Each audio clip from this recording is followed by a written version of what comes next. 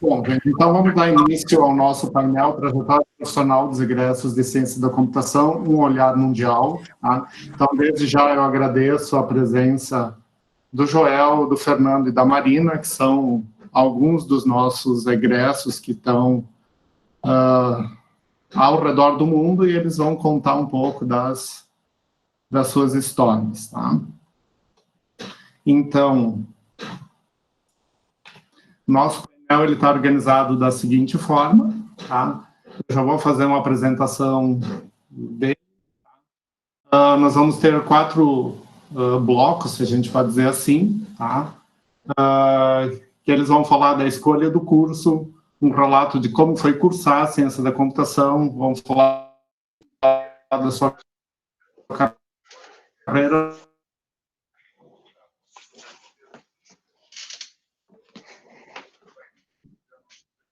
E nós vamos deixar a parte final para perguntas, tá, gente?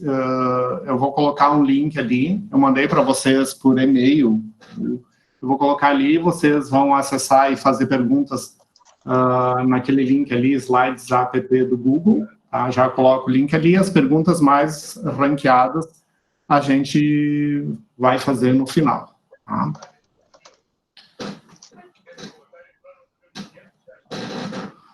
Então, a gente vai falar um pouco dos nossos painelistas, tá?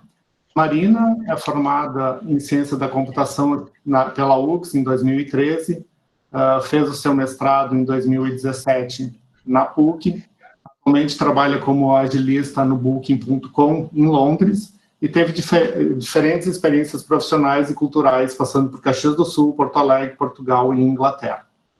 O Fernando é formado em Ciência da Computação também pela URGS, não quis dizer o ano aqui, possui mestrado em Engenharia de Software pela URGS, tá? Tem aproximadamente 20 anos de experiência na área de TI e atualmente trabalha na Google Cloud como arquiteto de soluções.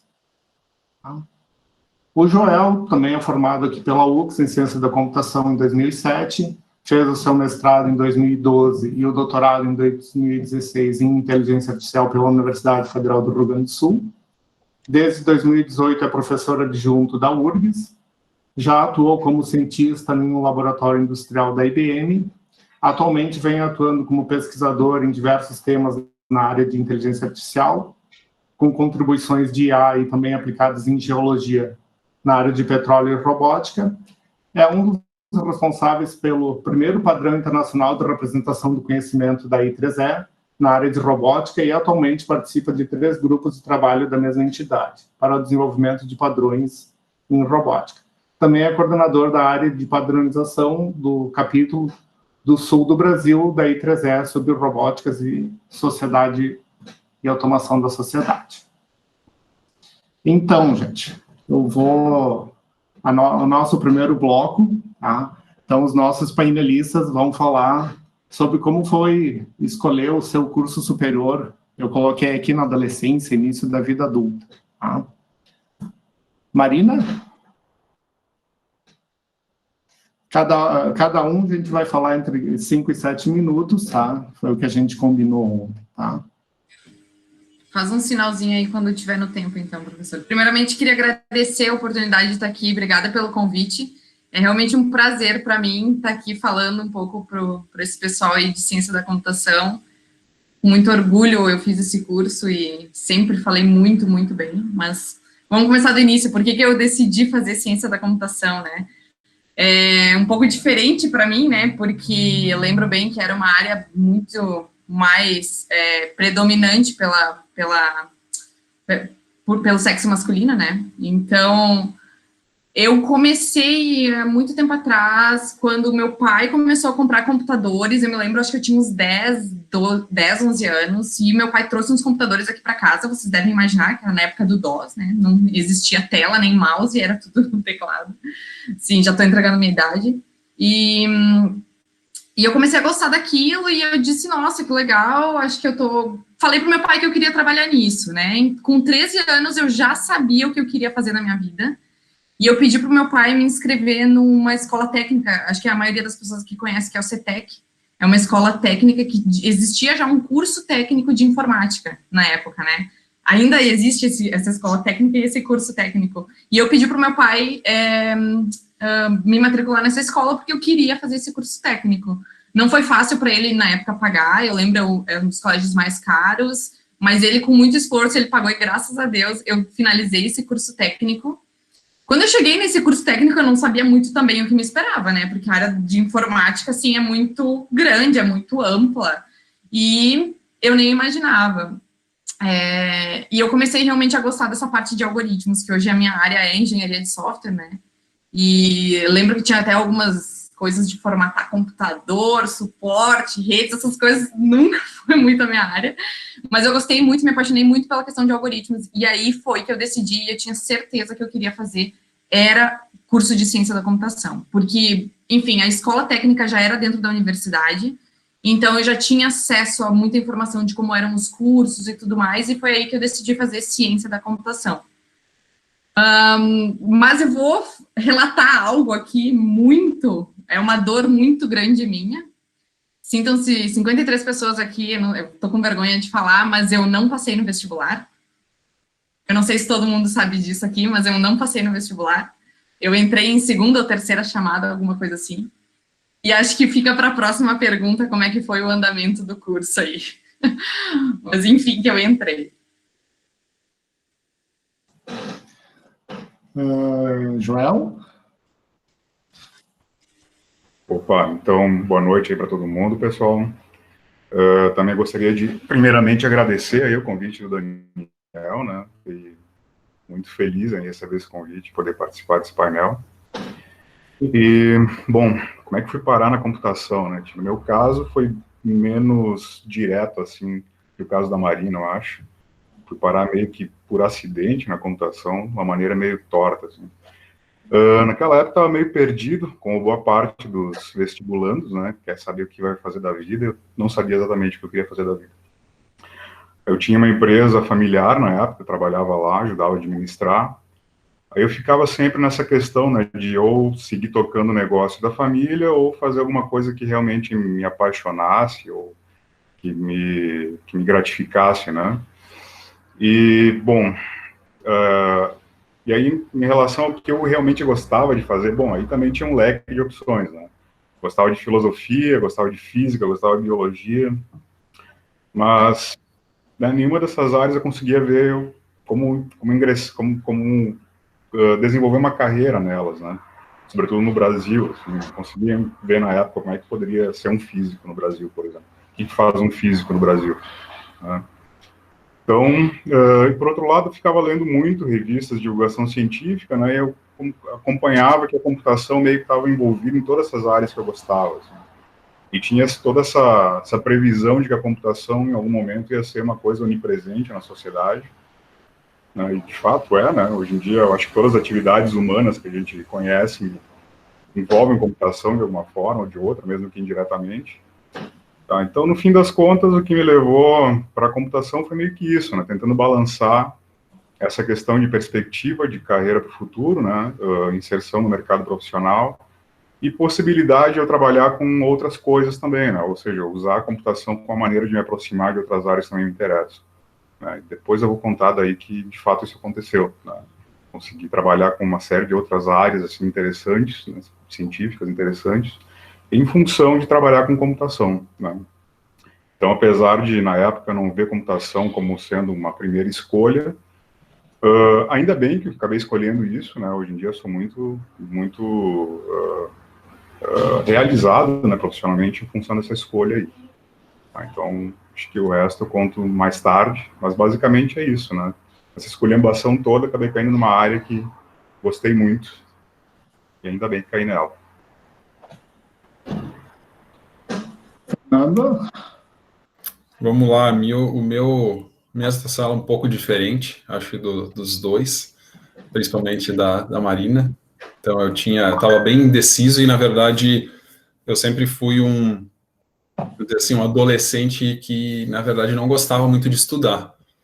Então, eu tive uma adolescência bastante animada, vamos dizer assim, gostava de sair para fazer festas, me divertir, então eu estava sempre querendo mais confusão. E até é interessante falar que para mostrar o quanto que eu não gostava de estudar, que teve no segundo ano do segundo grau, eu peguei recuperação em 8 matérias. Nunca reprovei, graças a Deus, mas foram 8 matérias, daí, obviamente, a água bate na bunda, tinha que dar aquela estudadinha para passar de ano. Mas, quando chegou o vestibular, na verdade, o que foi interessante na época é que eu não sabia muito o que eu queria fazer, e, na verdade, eu queria tirar, tipo, um ano sabático de estudo, porque eu já trabalhava desde os 14, 15 anos, e eu queria tirar um ano sabático de estudo, não queria estudar. Mas como é que você diz para o pai de vocês, que botou toda a confiança de dar para o filho aquilo que ele nunca teve, que você não quer estudar mais? O que você faz é escolhe medicina, que você sabe que não estuda e sabe que não vai passar no vestibular para medicina. Então, foi isso que eu fiz. Eu escolhi medicina na época, porque eu era meio revoltado, vamos dizer assim. E eu acabei fazendo vestibular de medicina e não passei, obviamente. Na verdade, era o plano perfeito. E eu fiquei um ano sem estudar, só trabalhando, fazendo minhas festas, me divertindo, só que começou a chegar o próximo ano. Bom, no próximo ano, o que eu vou fazer? Eu vou tentar vestibular em 3 universidades diferentes. Daí eu pensei, bom, estou bem decidido dessa vez, numa eu vou fazer medicina, na outra eu vou fazer história, na outra eu vou fazer computação. Então, estava bem claro na minha cabeça que eu queria ser, né? Então, a medicina, eu acho que de tanto eu falar em medicina, eu criei um pouquinho apego à medicina. História, porque eu fiz, na verdade, um pré-vestibular de uns 3 meses, e nesse pré-vestibular eu tive ótimos professores de histórias, então me chamou muito a atenção história e computação. Então, computação, o motivo foi principalmente porque meu pai sugeriu para mim computação, porque eu vivia em cima do computador e tal, mas era interessante que a minha visão do que eu ia aprender no curso de computação é totalmente diferente da realidade. Minha visão, eu pensava, bom, eu gosto de jogar joguinho e eu vou aprender Windows, Word, Excel. Então, essa era a minha visão do curso de computação. Então, eu falei, vamos para o curso de computação, assim eu vou saber mexer um pouco mais no computador e vai ser bem bacana. E daí eu acabei não passando em medicina novamente, mas eu passei no curso de História e Computação, e acabei optando computação, porque eu acho que História não tinha... Eu tentei pesquisar que tipo de profissão eu ia poder atuar no ramo de História, e eu não achei nenhuma profissão muito interessante. E, além disso, eu também ficava pensando, pô, mas se eu tiver aulas de História forem similar ao que eu tive meu primeiro e segundo grau, eu vou me arrepender pro resto da vida. Eu quero aula de História tipo que eu tive no meu cursinho pré-vestibular. E, no fundo, foi assim que eu fui parar em computação. Eu fiz a entrada em computação querendo aprender o Windows, Excel e o Word, para ser bem verdadeiro na história. Vou complementar com uma pergunta aqui, só para a gente trocar uma ideia aqui com o Fernando e com o Joel. Quando vocês escolheram o curso, já vou responder, vocês tinham noção que seria uma área tão promissora quanto é hoje? Porque hoje a gente sabe que é uma profissão do futuro, né? A gente sabe disso, tá claro para todo mundo. Mas eu sei que também nós somos de épocas um pouco diferentes, mas quando eu escolhi, eu não tinha ideia de que... Na verdade, eu imaginava que poderia ser uma carreira promissora, mas não tanto quanto hoje, porque eu lembro que o mundo na época, né? Nossa, não faz tanto tempo assim, mas sei lá, põe aí... Quantos anos? Vários anos atrás. 20 anos atrás. Não. 12 anos atrás. O mundo também não era tão envolvido e tão engajado com a tecnologia quanto é hoje, né? Hoje a gente vê a tecnologia por tudo. Aí a minha pergunta para vocês tinham noção, vocês acreditavam que era uma carreira promissora ou foi na sorte mesmo? Eu, por incrível que pareça, apesar de eu achar que eu ia cursar, que eu ia aprender, na época do Windows, recente já chega o Windows 95, dos exemplos da tela azul, eu visualizava como uma profissão do futuro, mas eu não imaginava que ia ser programação e coisa, eu imaginava que usar o computador ia ser, quer dizer assim, uma necessidade do futuro, que uma nova era estava chegando. Joel. Bom, no meu caso, como eu tinha comentado, como eu lia eu era meio fissurado nessas revistas de divulgação científica, né? Então o pessoal falava muito, assim, desse futuro em que a tecnologia desempenha um papel grande, né? E mesmo, lembro que mesmo nessa época já falavam de computação ubíqua, computação pervasiva. Foram conceitos que entraram na moda, depois saíram e agora meio que voltaram com esse negócio de IoT, né? Então, eu fiquei pensando que, de fato, né, aparentemente era uma carreira promissora nesse sentido, porque tudo ia envolver computação, segundo os messias, né, os profetas lá dos anos 90, né? Então, lembro que falavam de computação vestível também, né, todas essas histórias.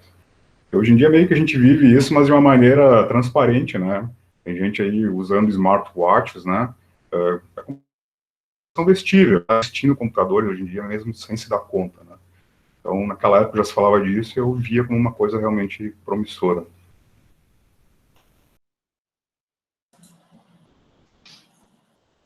Então, obrigado, gente. Vamos seguir, então. Depois eles falarem da escolha do curso, agora eles vão falar como foi cursar o curso. E com vários dos seus professores aqui.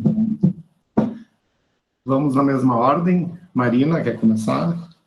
Pode ser, pode ser. Bom, me lembro nos primeiros semestres, eu acredito que hoje em dia também é assim, mas eu era uma das poucas meninas do curso, né? Então era estranho para todo mundo me ver lá. E eu lembro que alguns colegas meus perguntavam com aquelas piadinhas clássicas, né? Do tipo, e aí, veio aprender aqui sobre MSN, Orkut? E, na época era o Orkut, né? E, ok, realmente eu não imaginava o mundo, né, que eu ia descobrir na universidade. E o quanto, né, eu ia evoluir, enfim. Na época já estava começando a trabalhar, então eu cursava à noite e durante o dia eu trabalhava, né. E era muito interessante essa divisão ali de entender a teoria e buscar, né, para a prática, para o mundo profissional.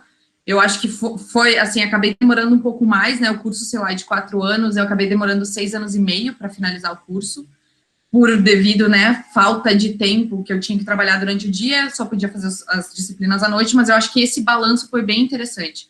Consegui trazer muita coisa da teoria para a prática, e muita coisa da prática também eu conseguia aplicar na universidade, que eu achava muito interessante. Só que, claro, quando eu entrei, né, na faculdade, eu não imaginava que eu ia precisar...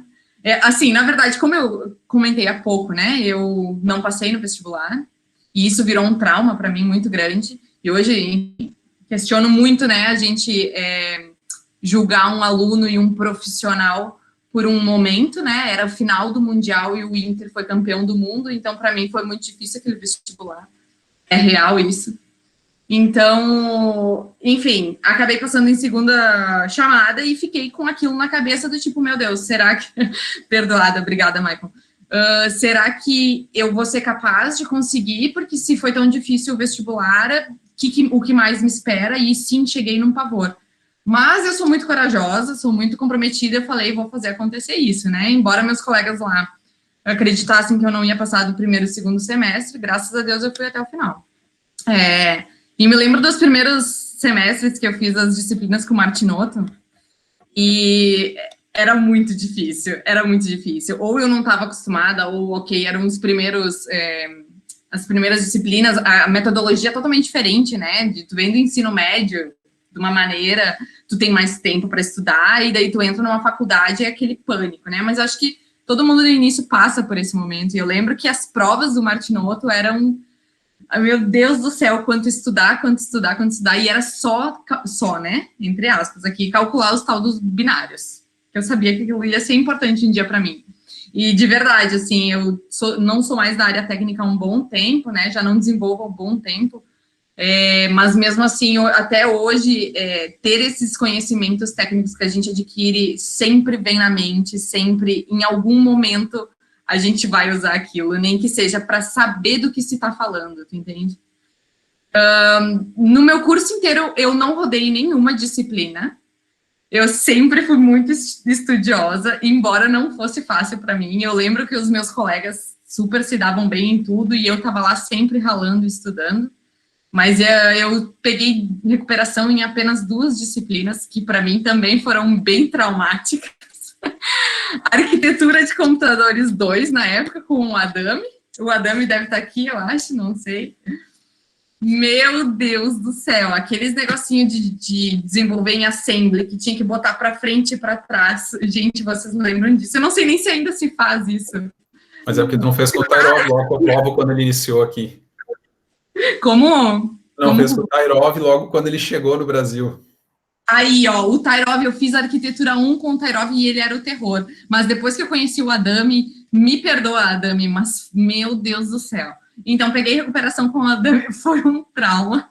Tava todo mundo feliz quando o Tairov, Deus me perdoe, quando o Tairov foi embora, mas aí chegou o Adami, era pior que o Tairov. Pior no sentido de ser mais exigente, né?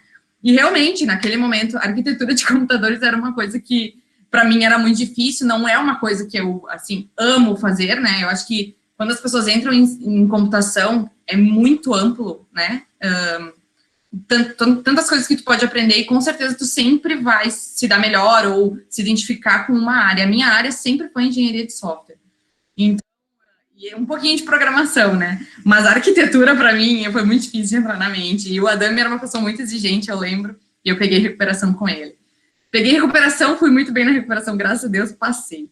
A segunda disciplina que eu peguei recuperação, para ver como a gente lembra das coisas que realmente machucam, né?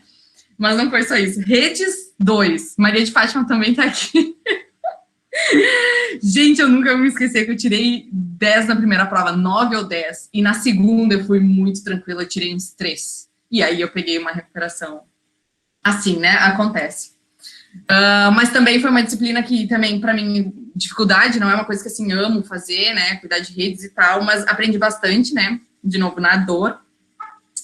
E, enfim, engenharia de software sempre foram as disciplinas que eu mais gostei. Gostava muito de banco de dados também, com o professor Daniel. Eu lembro que chegou na metade do curso, eu já comecei a contabilizar o quanto faltava para eu me formar finalmente, né? E chegou no final do curso, fui fazer o meu trabalho de conclusão com a minha orientadora querida, professora Helena. Foi muito, muito legal. Bom, nem preciso fazer propaganda da Prof. Helena, acho que todo mundo conhece ela. Ela me ajudou muito. E vou te dizer que eu fiz aquele trabalho de conclusão e às vezes a gente não entende, né? Porque é uma coisa, assim, extremamente teórica, de escrita. E eu nem imaginava que aquilo um dia ia me ajudar, porque logo depois, sei lá, um ano, 2 depois, fui fazer o meu mestrado. E acho que a Prof. Helena nem sabe o quanto ela me ajudou, criando essa base, né, de conhecimento teórico, de pesquisa. Isso me ajudou muito depois também no mestrado. Então, foi, né, o pânico de trabalho de conclusão. Acho que eu foram 2 semestres, e aquela coisa de tu não saber se vai se formar ou não, e de que aquele pânico de não saber se tu vai passar ou não, acho que é muito importante, e eu valorizo muito isso também quando... eu sei que na nossa área, assim, nem todo mundo é formado, e ok com isso, mas eu, particularmente, vejo muito valor na experiência que a gente tem durante o curso. Tanto nesse pânico de não conseguir, de pegar recuperação, de ter que estudar, e também na questão do trabalho de conclusão de curso, eu acho que é uma experiência, além do conhecimento, que com certeza ninguém vai te tirar, mas a experiência de passar por isso, de ter esta pressão, eu acho que é muito válida. E isso vai refletir em outros aspectos da tua vida futuramente. Tanto no mundo profissional, porque, obviamente, no mundo profissional você tem muita pressão também, quanto no mundo, na tua vida pessoal. Então, o curso foi fantástico para mim. Quem me pergunta, assim, que formação fazer, enfim, eu sempre falo e eu sempre menciono a UX. E não estou falando aqui só porque a gente está comemorando 35 anos do curso, mas estou falando de verdade, assim, para mim, o curso foi excelente, me deu toda a base que eu precisava para ingressar minha carreira profissional. Foi muito, muito, muito válido para mim. É isso.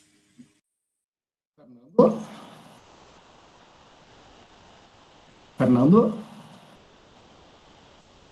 Desculpa, pensei que ia ser o Joel. Para mim foi... Tudo bem. Para mim foi um pouco diferente, na verdade. Eu entrei já naquela... Como eu falei, eu acho que era dos três aqui, eu acho que eu era o ovelha negra do time do painel. Então, eu entrei naquele auê de querer fazer bagunça na sala de aula, de querer imitar macaco na sala de aula, encarando como se fosse recém-saído do 2º grau e querendo incomodar os professores, né? Eu não sei se os professores lembram disso ainda, mas espero que não, mas eu lembro. Então, eu me lembro que naquela época, até as primeiras disciplinas que a gente pegava, deixa eu tirar a mão aqui que está bem na frente, tá? As primeiras disciplinas que a gente pegava eram as disciplinas, a gente ia conversar com os professores e eles passavam numa cadeira, nós ia passando, eles iam sugerindo as matérias que podia fazer nos horários que a gente tinha. E eu me lembro que eu peguei matemática, peguei algoritmos, e eu não tinha muita noção do que, como eu falei, eu achava que era o Windows Excel, e eu, porra, cadê o Windows Excel aqui, velho?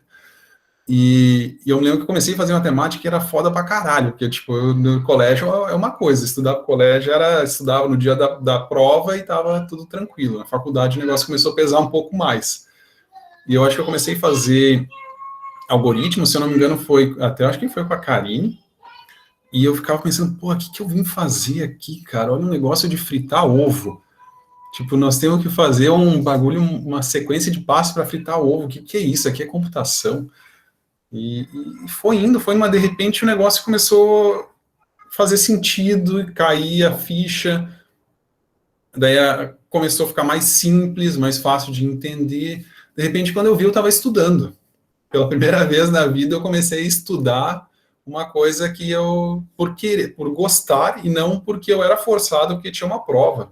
Então, eu achei isso bem interessante. Logo depois, veio, eu me lembro que a programação 1, que era Java, que foi outra coisa que, pô, me brilhou o olho, assim, eu achava bacana o negócio, ver funcionando.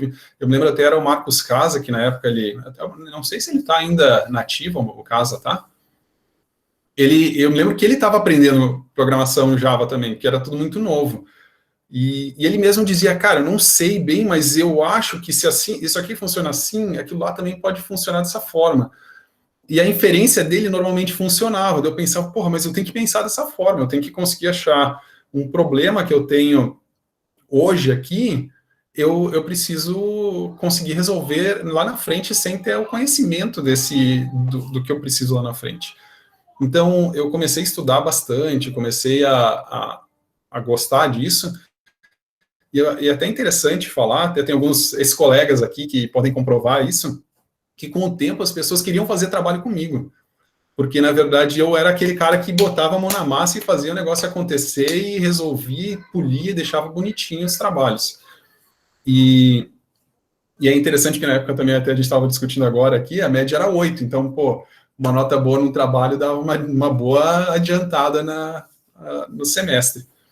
E foi assim. Então, o curso de Ciência da Computação acho que foi super importante para mim, porque ele trouxe essa vontade de querer aprender uma coisa que eu nunca tive. Então, ele trouxe essa vontade de querer aprender não só a tecnologia, mas a base, porque eu acho que a ciência da computação é muito boa, porque a gente não aprende só a usar o banco de dados, mas aprende como fazer um banco de dados, como ele existe, como que as coisas embaixo funcionam. Mesma coisa de programação, a gente não aprende só a programar, mas aprende como um compilador é feito, como uma análise sintática e semântica é feita. Então, tudo isso, depois, quando a gente entende a fundação, fica mais fácil de desenvolver o raciocínio, para ter aquele raciocínio de inferência que o Marcos tinha lá na linguagem de programação.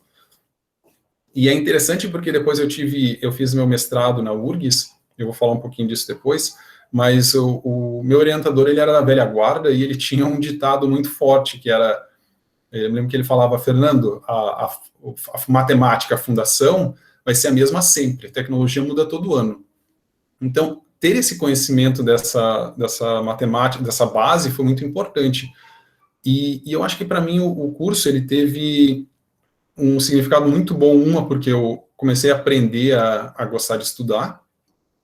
Outra coisa também que eu fiz novos amigos, não que meus amigos não eram bons, eu tive uma mudança, na verdade, meio radical de amizade, mas eu acho que se eu tivesse ficado naquele grupo de amizade, talvez hoje eu não estaria onde eu estou. Então, eu acho que eu devo bastante aos meus amigos por esse conhecimento, essa troca que me deram, mas eu ainda tinha aquela motivação das festas, motivação da diversão. Então, Para quem lembra, eu era meio que o organizador da confusão. Eu estava sempre organizando festa, sempre tinha o Estevão que tinha uma chácara, estava indo sempre na chácara do Estevão, fazia festa na chácara do Aliboff, ele estava até agora há pouco aqui. Então, era sempre o cara que organizava as coisas e juntava a turma. Então, eu acho que isso foi bem bacana, foi unir, vamos dizer assim, a diversão com o aprendizado. E o que foi interessante é que eu consegui até fazer uma disciplina de história. Eu fiz história na África no período colonial com uma cadeira eletiva dentro do curso de computação. E foi legal pra caralho, eu curti pra caralho, foi uma disciplina inacreditável. Então, quem nunca fez, se tiver experiência, pode fazer, que vale a pena. A dinâmica é bem diferente, o pessoal gosta de se trocar experiência.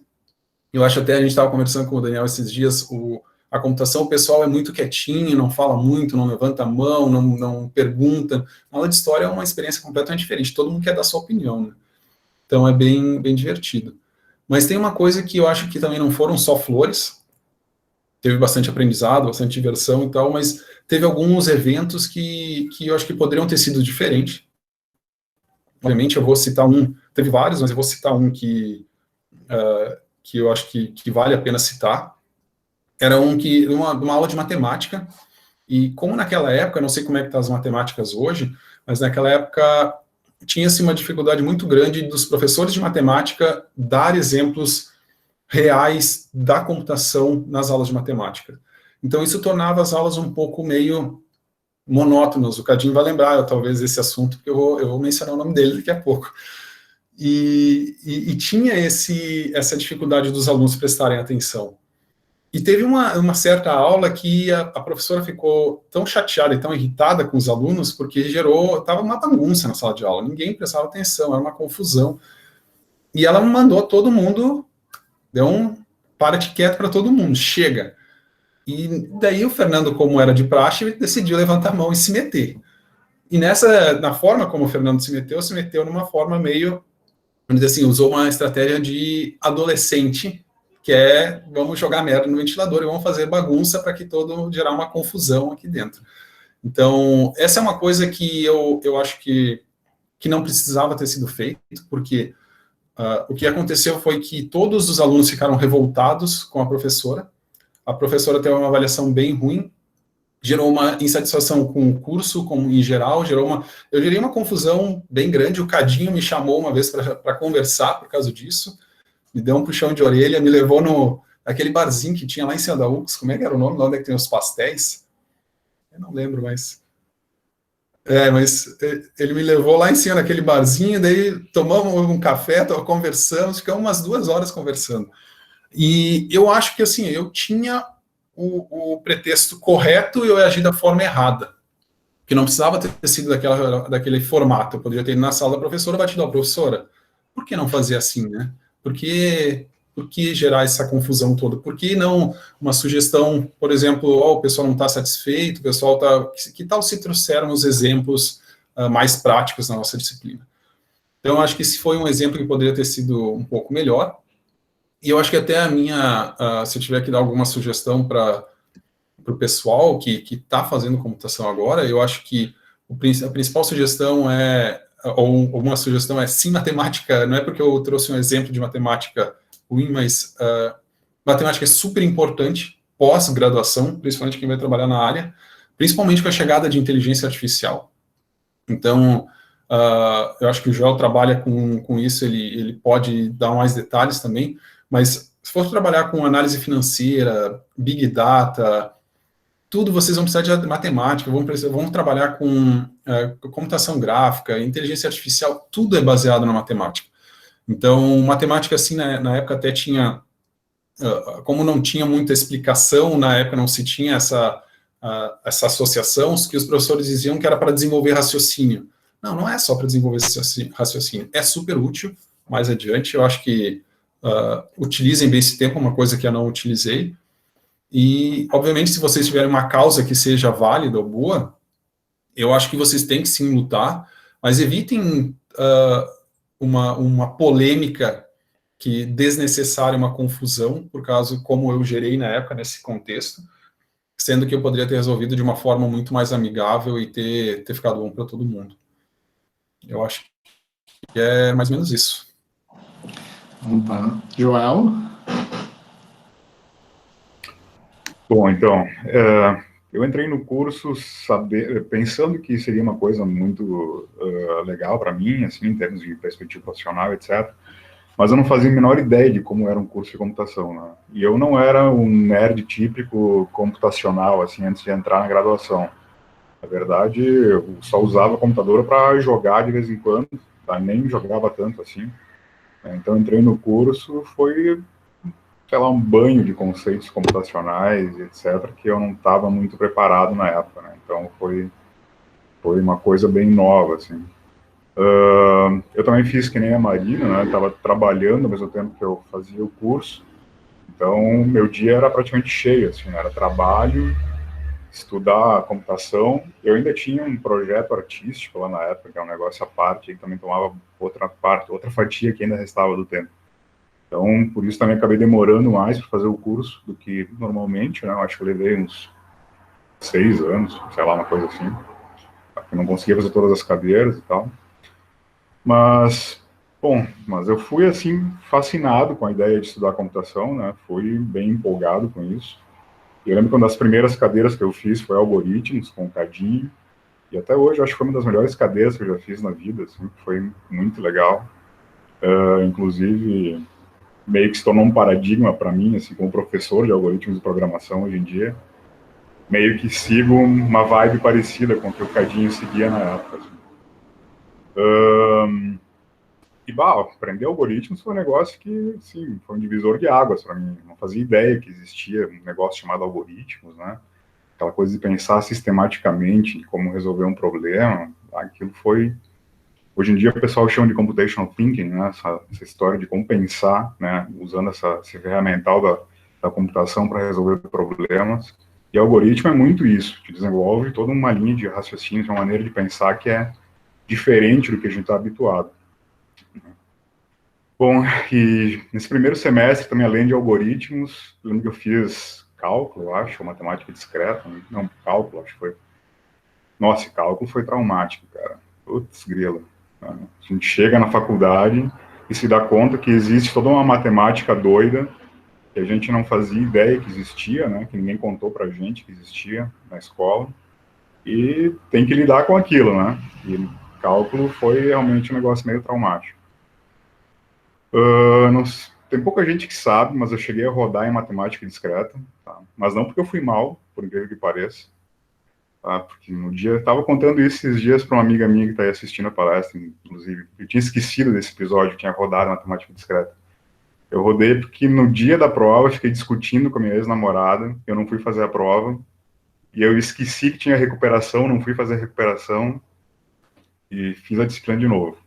E gabaritei tudo, né, na segunda vez que fiz. Que não achava aquilo difícil, na verdade. Eu lembro de grafos também, foi muito legal, com o Cadinho também. Na época eu não fazia ideia do quanto aquilo seria importante para mim, mas eu usei grafos a minha vida inteira, assim, depois que eu saí da UX, para resolver muitos problemas diferentes. Tá? Impressionante como uma ideia simples como grafos nos permite resolver uma quantidade tão absurda de problemas. Assim. Tá? E como o Fernando estava falando, né, realmente, matemática também, eu acho que tudo que eu aprendi na UX, de uma forma ou de outra, acabei usando na minha carreira, tá? Então, é importante, pessoal, estudem essas matemáticas doidas aí que o curso oferece, tá? Porque depois vocês vão ver que o negócio não é tão doido assim quanto parece, tá? Isso é bem aplicável, muito útil.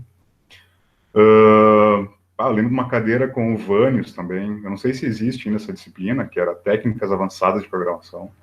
Eu curti muito aquilo, né? Como fazer algoritmos de maneira eficiente e tal, pensar de maneira sofisticada a respeito dos problemas. Isso era muito bacana. Enfim, várias disciplinas que eu curti, né? Mas aí, com a Karine, eu acabei fazendo inteligência artificial e foi aí que eu me encontrei de vez. É isso aqui que eu quero estudar para sempre, quero pesquisar esse troço, né? Quero trabalhar com isso de alguma maneira. Tá? E a partir daí comecei a trabalhar, a me envolver mais com ideias da inteligência artificial. Até meu TCC foi nessa área, né? Fiz um TCC muito louco aí, que era usar sistemas multiagentes e cadeias de Markov para fazer um sistema de geração estocástica de música. né? Então, era uma interseção entre arte e inteligência artificial, muito louca. E não só de conteúdo, né, o curso foi feito aí, né, tem várias experiências pessoais que foram muito legais, né, vários professores com quem eu tinha um contato direto, assim. Lembro das conversas científico-culturais aí com o João Tavares, com o Cadinho, né, com o Martinotto, né, a gente ficava trocando referências musicais. O Cadinho é responsável por boa parte das minhas referências musicais daquela época lá, tá? E o João das minhas referências cinematográficas. Até hoje falo com muitos deles, né, se tornaram grandes pessoas que eu lembro até hoje, né, com muito carinho. Colegas, né, fiz muitos amigos aí também, colegas que são amigos meus até hoje, né. Uma coisa também que foi legal nessa época da graduação foi ingressar num projeto de iniciação científica, que a Helena foi minha primeira orientadora de IC, né, da minha história, tá? E foi aí que comecei a entender o que era fazer pesquisa em computação, né, e comecei a gostar dessa história de pesquisa em computação, né? E foi aí que comecei a pensar em carreira acadêmica e coisas do tipo que me levaram até onde acabei chegando hoje, né. E, cara, eu acho que é muito isso, assim, mas é bom ficar claro que o curso de computação não é só o conteúdo que vocês vão ver no curso, né, é muito essa coisa da experiência pessoal que a gente tem ali que engrandece a gente de uma maneira que é difícil de mensurar depois. Aí acaba modificando a gente para sempre, de uma forma ou de outra. Então, o curso foi muito importante em todos os aspectos, né. Eu acho que basicamente é isso, né. Foi muito legal.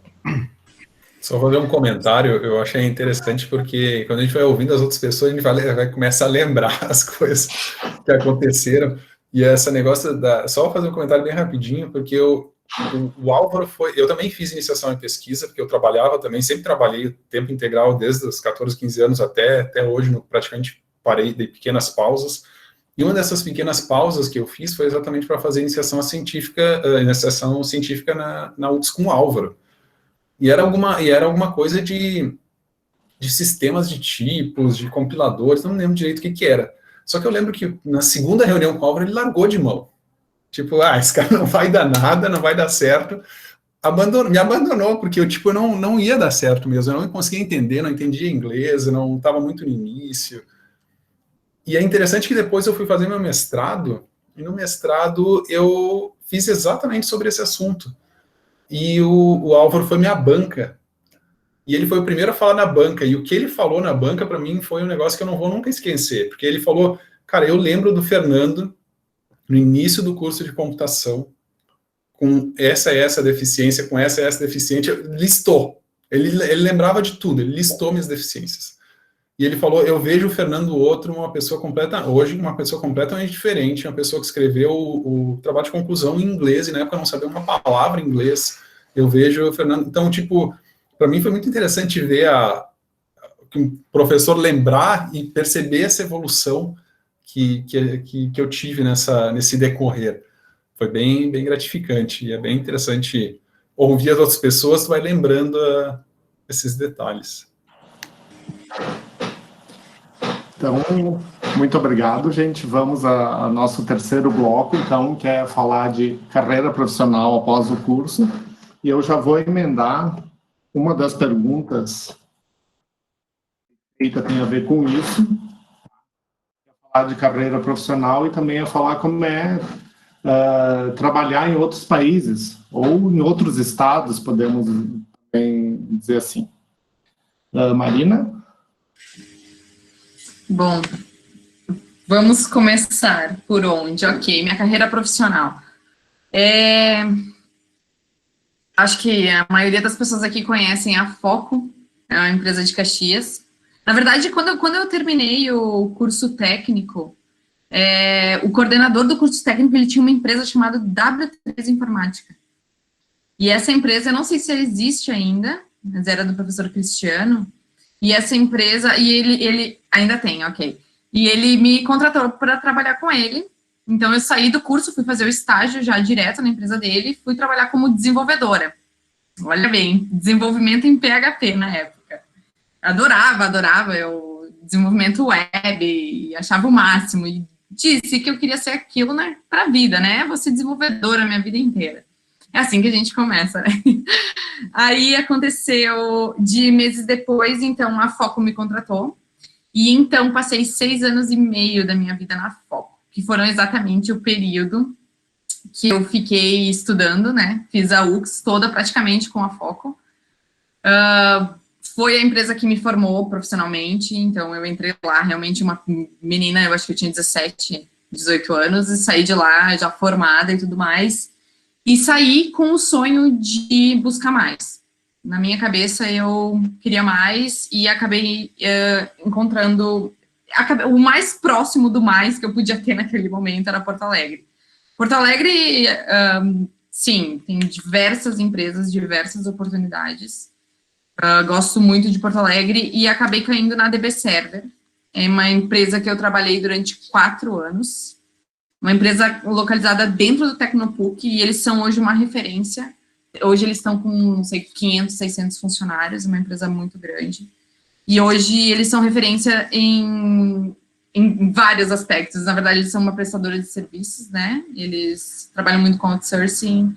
E eu entrei nesse mundo de metodologia ágil. Foi aí que eu comecei, realmente, a minha carreira, né? Entrei sem saber absolutamente nada de metodologia ágil, mas entrei com um desafio, sou movida a desafios, né? E tive a sorte de cair com pessoas muito competentes. Acabei iniciando meu mestrado na própria PUC, eu já trabalhava dentro do Tecnopuc, iniciei o meu mestrado em ciência da computação, que foi um desafio enorme, porque sempre fui defensora da área profissional e da prática, muito antes da teoria. E quando eu caí num mestrado, foi mais ou menos sem querer, mas nunca me imaginei fazer um mestrado na minha vida, mas foi, novamente, né, parte de academia, parte de teoria, de pesquisa, me agregou muito, e pude mais ainda trazer muita coisa para a minha parte profissional, para a minha parte prática. Virei consultora ágil na DB Server, trabalhei em grandes clientes como GetNet, como Carrefour, nem lembro, faz tanto tempo, mas enfim, fiquei 4 anos na DB Server, e também foi a minha escola em metodologia ágil. Depois de 4 anos, a empresa é maravilhosa, diga-se de passagem, mas aí eu realmente ainda precisava de mais. E aí chegou um momento que eu senti a necessidade, eu sempre tive o sonho de morar fora, e queria mais um desafio na minha vida. E resolvi começar a mandar currículos para fora, né? Foi aí que calhou de ser Portugal, o meu primeiro país escolhido, e mandei um currículo para Farfetch. Na época eu nem sabia o que era Farfetch, né? Mas era lá uma vaga de Agile Coach, também, que eu nunca tinha atuado efetivamente como Agile Coach, tinha atuado como Scrum Master, como Product Owner, tinha atuado como consultora ágil em transformações ágeis, etc. Mas como Agile Coach eu nunca tinha atuado. Mandei para Farfetch, nem sabia que era Farfetch. Depois fui descobrir que é a maior empresa de tecnologia de Portugal. E, enfim, são mais de 4, 5 mil funcionários, localizados na cidade do Porto, em Lisboa. A minha vaga era para Lisboa, e eu mandei meu currículo, fiz as entrevistas e passei, né? A Farfetch, para quem não sabe, é um site de venda de modas de luxo. Se vocês entrarem lá, vocês vão ver produtos caríssimos que nunca ninguém, a não ser gente de outro patamar, consegue comprar, porque é realmente muito, muito caro, é muita moda de luxo mesmo. E foi muito interessante, porque aí começou... eu sempre tive o sonho de ter uma experiência profissional fora, né? E me arrisco a dizer, com essa experiência internacional que eu tenho, me arrisco a dizer que a nossa área, e aí volto muito à ciência da computação, à informática, à área de, enfim, tecnologia, me arrisco a dizer que é a melhor área para quem quer ter uma experiência profissional fora. Por que eu digo isso? Tanto pela questão de experiência que tu vai ter, existe muito mercado, existem muitas oportunidades, e mais ainda por uma questão meio chata, que é uma questão burocrática de vistos, tá? Hoje, o profissional de tecnologia, ele é visto como uma mão de obra qualificada. E com essa mão de obra qualificada, ou seja, os países precisam dessa mão de obra, é muito mais fácil conseguir vistos, é muito mais fácil tu conseguir benefícios do país, de vários países. Eu vou falar aqui o exemplo de dois onde eu vivi, Portugal e Inglaterra. Então, Portugal, até vou falar um pouquinho para quem está interessado, tá? Vou compartilhar um pouco da minha experiência. Portugal tá com muita oportunidade de emprego na área de tecnologia, muita mesmo. É só vocês digitarem lá no LinkedIn, Jobs, procura lá, tem muita coisa para todos os papéis. E eles auxiliam demais para brasileiro que quer ir trabalhar lá. Vejo muito brasileiro indo para lá. A gente é muito bom tecnologicamente, muito bom mesmo. Nós estamos muito avançados e isso é muito bom. Eles querem a gente lá. Eu super indico, assim, é uma experiência profissional. Ao mesmo tempo que tu tens a experiência profissional, eu preciso admitir que é um desafio gigantesco, pessoal. Tu entrar num país, tu começar, embora seja Portugal, a língua parece ser a mesma, o Rui tá aqui comentando, ó, meu amigo, embora é a mesma língua e pareça ser um país parecido conosco, com o nosso, na verdade, mas é uma barreira cultural que a gente tem que quebrar. E isso é um crescimento muito grande, pessoal, muito grande. E só quem tem essa experiência realmente tem. Quanto à parte profissional também, porque tu chega numa empresa e, por exemplo, eu tive praticamente a mesma carga horária, vamos dizer assim, a mesma rotina. Trabalho das 9 às 18, entra lá, faz trabalho de escritório, como se fosse uma empresa normal. Porém, as pessoas estão lá com uma cultura totalmente diferente, cada um com uma experiência, com uma vivência diferente, com um mindset totalmente diferente. E aí começa a tua habilidade de se adaptar àquele novo ambiente. Isso é um desafio incrível, te cresce muito pessoalmente e mais ainda profissionalmente. Então, assim, quem pensa em morar fora, podem me adicionar no LinkedIn se vocês quiserem pra gente conversar, posso dar dicas, não tem problema, mas eu super indico isso, tá? 1 ano e meio de Farfetch em Portugal, foi uma experiência incrível, mas também chegou um momento que eu precisava de mais um salto, né? Minha vida, assim, é meio louca, mas eu acho que tudo isso é ter coragem e buscar o mais, eu acho muito, muito válido sempre. Então, resolvi ir para a Inglaterra. E aí, hoje, atualmente, trabalho no Booking, no Booking.com, acho que a maioria das pessoas que conhecem é o maior site de hotéis, né, da rede hoteleira do mundo. São 17 mil funcionários, é uma empresa gigantesca. Toda a parte de tecnologia foi iniciada em Amsterdã, mas eu me localizo no escritório de Londres. Existe também um escritório em Manchester, então são mais ou menos essas 3 bases. Amsterdã, Manchester e Londres. Trabalho hoje em produtos de inovação dentro do Booking. Não estou atuando, né? Estou atuando como Agile Coach, mas não com equipes do site de hotel. É mais com produtos de inovação. Até mais na parte de transporte, né? O Booking está investindo muito nessa parte de transporte. Sou a única Agile Coach do Booking em Londres e atuo com 6 equipes lá. Aí, assim, Londres, para mim, foi outro choque cultural, porque tem muito profissional bom e eu vejo que muita coisa acontece lá. Então, eu saí de um mundo, assim, que era Caxias do Sul, Porto Alegre, a tecnologia ainda roda muito lá, estava dentro do Tecnopuc, fui para Portugal, também é um país pequeno, mas a Farfetch era uma empresa tecnológica grande, mas quando eu cheguei em Londres, eu vi que realmente tudo acontecia lá. E eu tô falando da minha experiência, tá, gente? Daqui a pouco, quem tem experiência nos Estados Unidos também pode ter outras grandes experiências, mas aí eu vi que realmente a tecnologia gira, as pessoas respiram tecnologia lá, os profissionais são fantásticos. Todos os caras que eu lia livros e os meus gurus de Agile e de tudo mais, de tudo envolvendo tecnologia, estavam lá palestrando, dando palestras de graça, e poder fazer parte disso e experienciar isso foi incrível. Mas, de novo, uma nova barreira cultural. E aí, me mudei para Londres, entrei num escritório da mesma forma, das 9 às 18, como se a rotina fosse a mesma, era somente ser Agile Coach novamente, mas e aí uma barreira cultural novamente. Cada um ali, Londres até muito mais que Portugal. Londres tem pessoas de todos os lugares do mundo, literalmente. Então, trabalhava com pessoas da Letônia, com pessoas da Grécia, com pessoas da Espanha, de cada pessoa com uma cultura diferente. De novo, a responsabilidade de ter que se adaptar.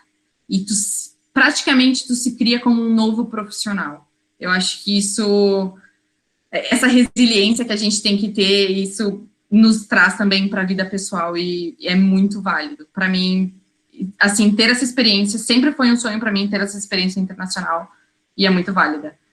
Então, antes eu falei, né, que o Martinotto me ensinou a contar o binário, né, muitas vezes até hoje, e parece balela o que eu vou falar, muito do que a gente aprendeu no curso, eu ainda hoje consigo me lembrar e fazer associações. Porque, embora eu não esteja mais na área técnica, eu não desenvolvo, eu não sou arquiteta, eu não trabalho mais com nada de redes, nada. Hoje eu trabalho muito mais em processo, em engenharia de software e gerência de projetos, etc.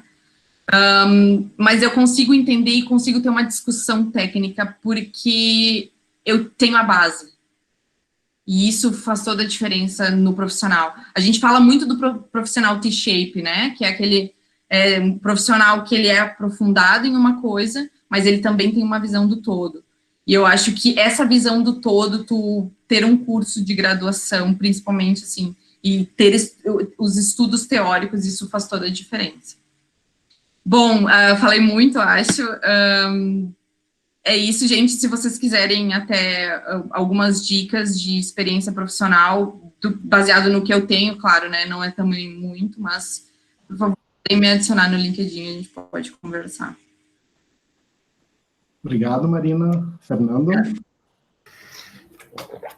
Bom, a minha parte, ela é um pouco... Como é que eu comecei logo após que ou um pouco antes de formar, como eu falei antes, eu já vinha trabalhando sempre, então eu ingressei, e logo quando eu ingressei no curso de computação, eu já consegui ingressar também em empresas de tecnologia em Caxias do Sul. E eu fiz a maior, similarmente que a Marina fez, que ela trabalhou na Foco durante o curso, eu trabalhei na Diuno. Só que mesmo antes de ter me formado na Diuno, eu consegui virar arquiteto de software dentro da Diuno. Então, a Diuno naquela época era uma empresa bem grande, ela estava, até nós tínhamos alguns professores até dando consultoria na Diuno, ela era uma empresa que tinha crescido bastante, tinha sede em Porto Alegre, nós tínhamos projetos bem interessantes. E era bem inovadora para a época. E logo depois do que eu me formei, eu recebi uma proposta para ir para a Ecor. Ecor é uma empresa de Porto Alegre, ela é uma empresa bem popular lá, muito boa. E eu tive a oportunidade de trabalhar num sistema que era de logística de portuário. Esse sistema ele era utilizado praticamente em todos os portos do mundo, era feito tudo em inglês. Ali começou meu primeiro contato com o inglês. Eu nunca gostei muito de inglês, nunca gostei muito de estudar, mas aí eu comecei a ter que correr um pouco atrás. E logo, uma vez que eu estava em Porto Alegre, eu me lembro que teve um colega nosso, então os professores talvez lembram do Glauber, ele também tinha recém ido para Porto Alegre e ele falou, pô, vamos fazer um mestrado? Daí eu falei, vamos. Tipo, foi meio, tipo, tá bom, estamos aí, tem universidade aqui, vamos, né? Daí ele falou, até ele sugeriu, cara, eu vou fazer na URGS, eu já comprei até uma apostila, se quiser eu te impeço para te copiar. Copiei a apostila, estudei pós-comp, tirei uma nota boa no pós-comp, entrei, fiz o mestrado em engenharia de software na URGS. Tinha uma pequena dificuldade com a URGS, porque a URGS, os horários, eu acho que é específico para não trabalhar, então, tipo, se tu trabalha, tu se ferra. Eu fui forte, não larguei o trabalho por um bom tempo. Eu também tive um orientador, que ele era da velha guarda, e ele dizia várias vezes para mim que ele não gostava de gente que trabalhava, ele simplesmente não falava mais comigo, porque eu trabalhava, que ele descobriu que eu trabalhava. Então, eu decidi, durante um período de 6 meses, parar de trabalhar, para conseguir ter um relacionamento com o meu orientador e ter e começar a entregar alguma coisa. E foi bacana porque eu consegui, nesse período, o meu mestrado demorou uns 2 anos e meio, foi um pouco mais longo, mas eu consegui fazer bastante publicações importantes, até para quem nunca tinha se visto como um cientista publicando coisas, eu acho que foi bem interessante. Eu aprendi bastante a política do meio acadêmico, ou boa parte da política do meio acadêmico, principalmente na URGS, então acho que tem um pessoal um pouco mais da velha guarda, e foi um período bem bacana. Então, depois eu voltei a trabalhar na ADP Labs. A ADP Labs, para quem não conhece, é uma filial da ADP dos Estados Unidos. A ADP dos Estados Unidos calcula 60%, 70% da folha de pagamento de todo o território americano. Minha passagem lá foi curta, foi, eu acho que uns 8, 10 meses, até o meu chefe, eu era arquiteto de software lá também, e meu chefe, ele era americano, tinha uma dificuldade bem grande com o inglês, e, de repente, a DB Server, a mesma empresa da Marina, me ofereceu uma proposta para abrir uma filial em Caxias. Então, tudo que eu queria, voltar para Caxias, o inglês estava me ferrando minha vida, eu estava tendo dificuldades com o inglês, então, até quando eu pedi para sair da ADP, eles fizeram uma puta proposta para mim ficar, que eu nem esperava, então eu achava que estava mandando mal por causa do inglês, e no final eles achavam que eu estava mandando super bem, não queria que eu saísse. Então, até às vezes a gente tem uma percepção e ela nem sempre é verdadeira, né? E eu aceitei a proposta do Eduardo, a gente veio para Caxias, até eu trabalhei um tempinho em Porto Alegre, mas logo depois a gente veio, abriu a filial em Caxias.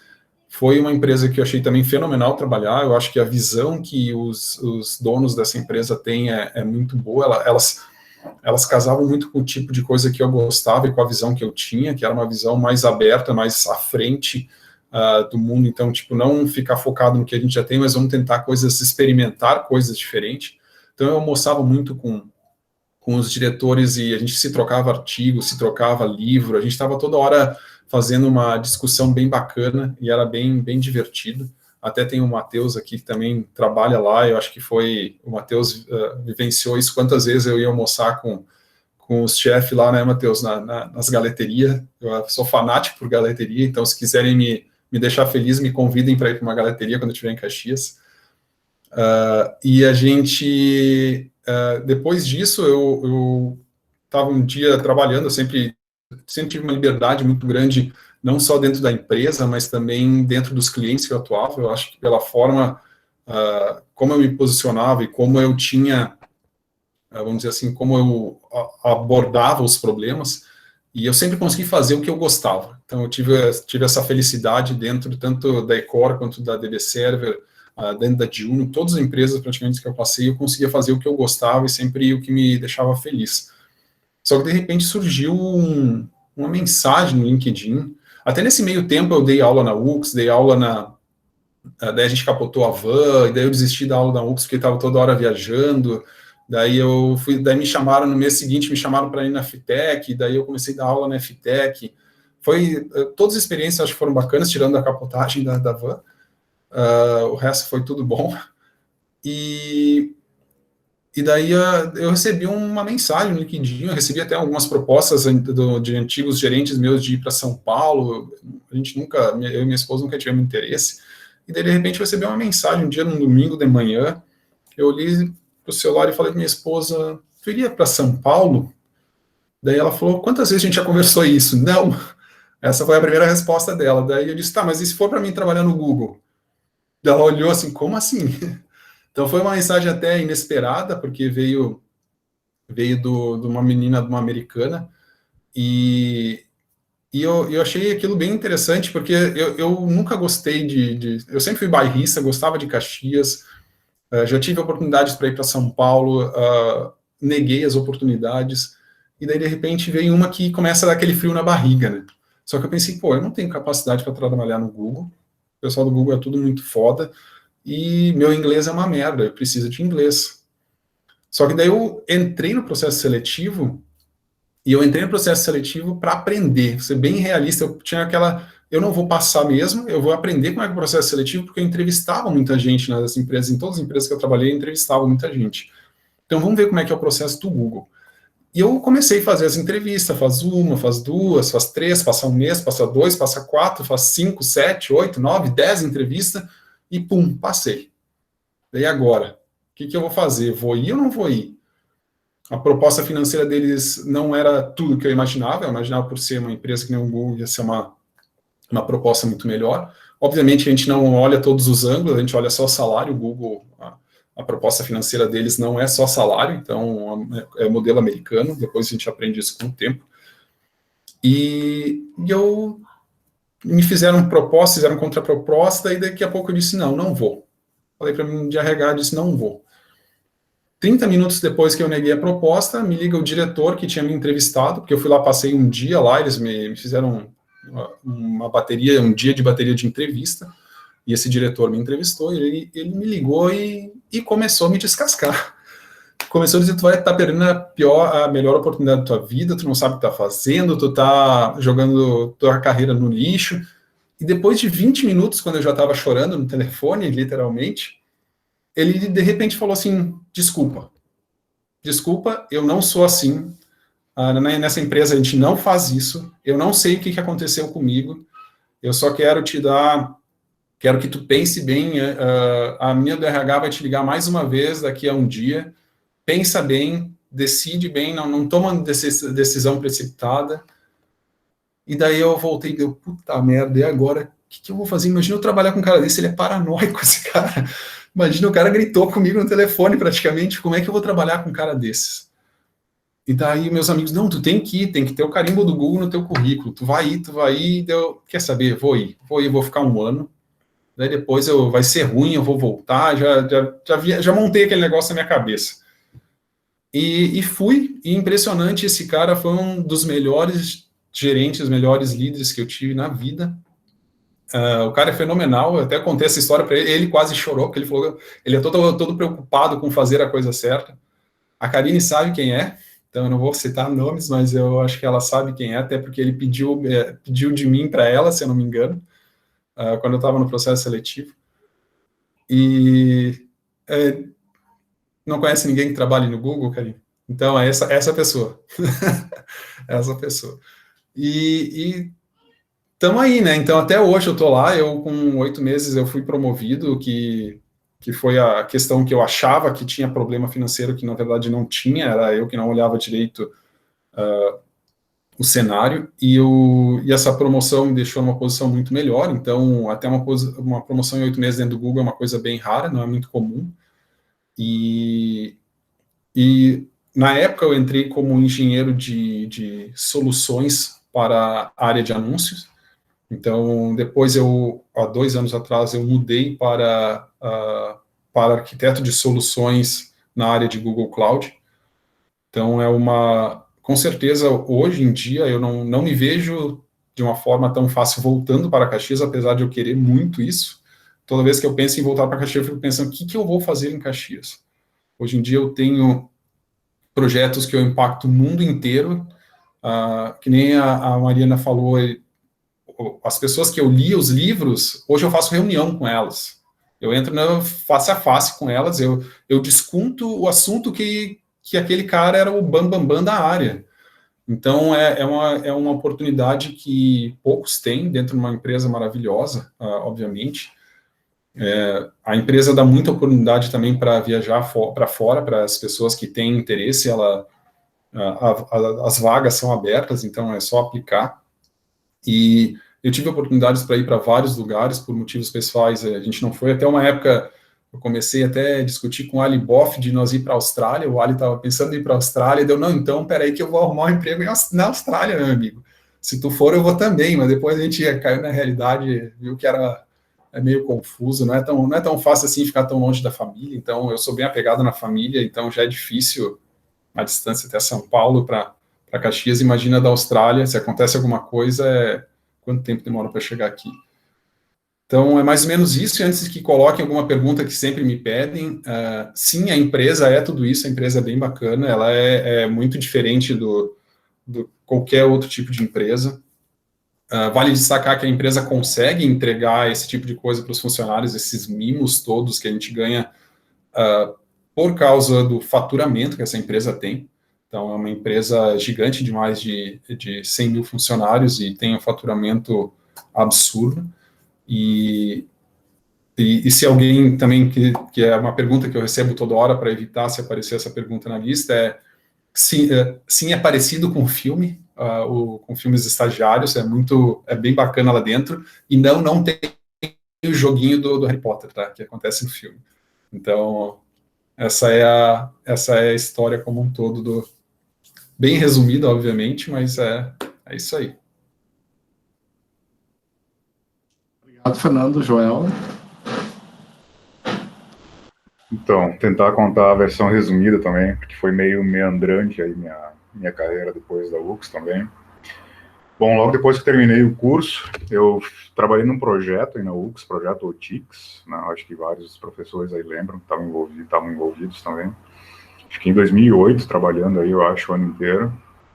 E aí, no fim do ano, resolvi entrar no mestrado, né? Depois de ficar falando muito sobre carreira acadêmica, com Cadinho, João, com Martinotto, etc. Tá, eu vou encarar essa história de mestrado aí, vamos ver. Aí entrei no mestrado na URGS, né? Entrei num grupo que trabalhava com inteligência artificial aplicada a problemas da área de petróleo, né? Geologia de petróleo. Vocês devem estar se perguntando por que alguém vai trabalhar com isso, né? Bom, porque petróleo é onde tem dinheiro, né? Onde tinha, pelo menos, antes de ficar negativo o preço do barril. Daí fiz o mestrado nessa área, né? Trabalhando com IA em geologia de petróleo. No fim do mestrado, no meio do mestrado, eu estava articulando um estágio no Instituto Francês do Petróleo. Estava pensando em ir para lá, só que daí em função de questões com a empresa familiar e etc., acabei não indo. E não só por isso, né? Ao mesmo tempo surgiu uma bolsa muito boa de doutorado, que era, assim, uma bolsa dos sonhos de qualquer estudante de doutorado. E eu tinha que aplicar naquele momento, né? Daí eu apliquei nessa bolsa, acabei ganhando lá o edital, entrei no doutorado antes de terminar o mestrado, inclusive. Eu fiz um ano de mestrado e doutorado em sobreposição, e isso foi meio doido, inclusive, não recomendo. Tá? Mas foi muito legal o doutorado, né? Nossa, acabei interagindo com vários grupos internacionais de pesquisa, também trabalhando com gente de referência da área. Acabei também trabalhando com gente de outras áreas, né? Trabalho com inteligência artificial. E aí alguns grupos da área de robótica vieram me sondar para trabalhar com algumas coisas relacionadas à robótica também. Aí acabei entrando em robótica também. E durante esse período de mestrado e doutorado, né, quem ganha bolsa na URGS, a gente tem que fazer o estágio de docência, né, onde a gente tem que dar aula, basicamente. E eu fiquei pensando, nossa, eu dando aula deve ser uma catástrofe, né, dar uma aula. Mas não, eu gostei, e aparentemente eu me saí bem naquilo, tá? E acabei gostando muito dessa parte de ensino, mais do que eu estava imaginando que poderia gostar. Tá? Então, quando estava terminando o doutorado, fiquei pensando em, sei lá, pelo menos dar aula em algum lugar, né? Eu queria seguir uma carreira científica, na verdade, né, de pesquisa.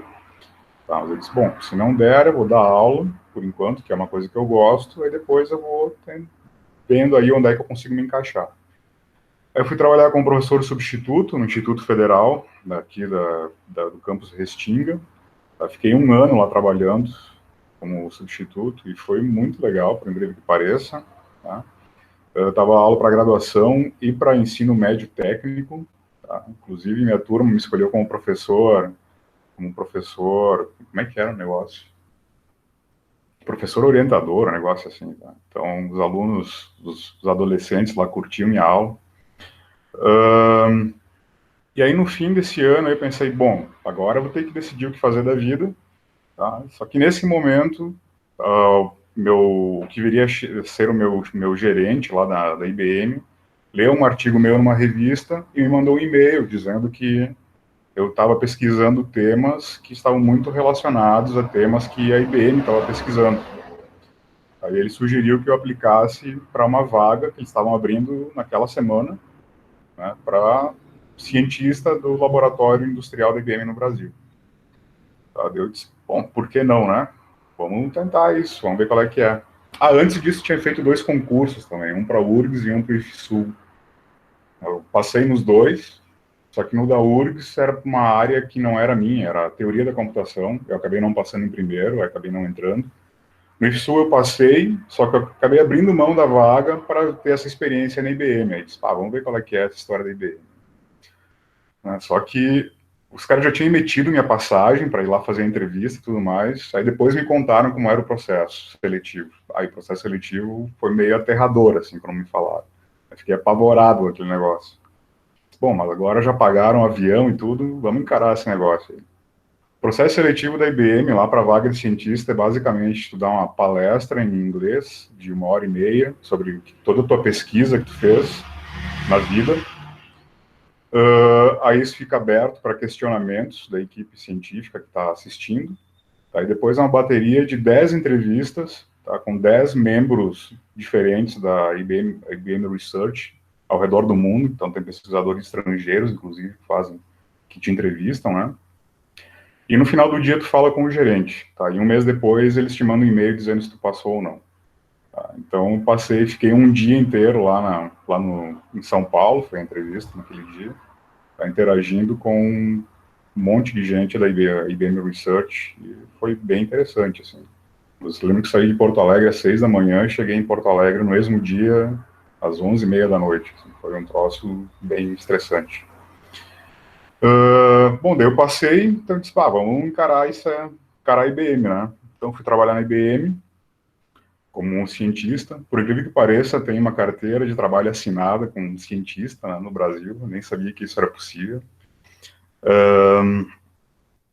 O ambiente lá é fascinante, assim, né? Então, só para vocês terem uma ideia, o que é a IBM, né? A IBM é uma das maiores empresas de tecnologia do mundo. Ela tem mais de 100 anos, né, de história. Tá? Ela tem mais de 400 mil funcionários, né, em volta do mundo todo. Só a IBM Research, que é o laboratório de pesquisa, tem 3.000 cientistas, tá, trabalhando nas mais diversas coisas, não só computação, né? A IBM Research trabalha com nanotecnologia, com biotecnologia, fármacos, desenvolve um monte de coisa que as pessoas não fazem ideia. Na minha equipe de pesquisa, para vocês terem uma ideia, eu interagia com cientistas da computação, engenheiros, geólogos, geoestatísticos, linguistas, físicos, biólogos, tá? Então tinha gente de várias áreas no meu laboratório. Imagina essa tropa inteira indo almoçar junto, né? Para quem é nerd, assim, ou curte ciência, era sempre um papo muito interessante que a gente tinha lá. Bom, eu tinha colegas de trabalho ilustres, né? No setor de pesquisa da IBM, tiveram 6 ganhadores de prêmio Nobel, né? Então, tinha um colega da IBM Research, meu colega de trabalho, que era um ganhador de prêmio Nobel. Só para vocês terem uma ideia do nível dessa galera que estava trabalhando por lá. E na IBM Research, então, eu basicamente continuei pesquisando, aplicando inteligência artificial. E aqui no Brasil, o laboratório deles é mais focado em soluções para problemas da área de recursos naturais, né? Então, foi meio que por isso que foram me buscar, inclusive, meu perfil. Eu trabalhava com IA aplicada à geologia de petróleo. Então, fica essa dica também, né, para vocês. Às vezes, esses focos específicos em outros domínios acabam se revelando bem promissores profissionalmente também. Tá? Em função disso, eu já tinha recebido também proposta de trabalho da Exxon e da Halliburton, que também são da área de petróleo e sistemas de software para a área de petróleo. Então, na IBM Research, trabalhei em projetos gigantescos, assim, com empresas da área de petróleo de várias partes do mundo. Tá? Então, interagia direto com setores de pesquisa dessas empresas. Tá? E como eu era um dos únicos laboratórios que entendia tanto de inteligência artificial quanto de geologia, o que eu mais fazia lá, basicamente, na semana era participar de reuniões, fazendo meio de campo entre as equipes de inteligência artificial e os setores de pesquisa dessas outras empresas aí. Né? Eu estava em muitas reuniões com clientes e tal, e eu fazia essa tradução aí dos requisitos daquela galera para tecnologias da área de inteligência artificial. Né? Com 1 ano de empresa, ela também já estava sendo líder técnico de um projeto gigante com uma empresa russa. Tá? Eu lembro que eu entrei na IBM e fiquei apavorado, assim, né? Me dedicava muito para fazer tudo, porque aqui a galera não brinca, né? É uma empresa muito dinâmica, tá? Com muita... não é que tem muita demanda, assim, né? Tu é meio livre para se engajar em projetos que te satisfaçam, assim, desde que tu entregue algumas coisas foram acordadas em projetos que tu foi alocado. Tá? Então, eu fui alocado em 2 projetos grandes quando entrei lá, mas acabei me engajando em um monte de outros projetos. Tá? Então, eu estava trabalhando com quase todas as pessoas do laboratório num dado momento lá. Tá? Em função disso, no fim do ano, chegaram a me eleger lá como um dos top 5 em performance do laboratório, tanto que eu me engajei com esse pessoal todo aí. Mas aí eu fiquei 2 anos na IBM, né? Fiquei 2 anos lá.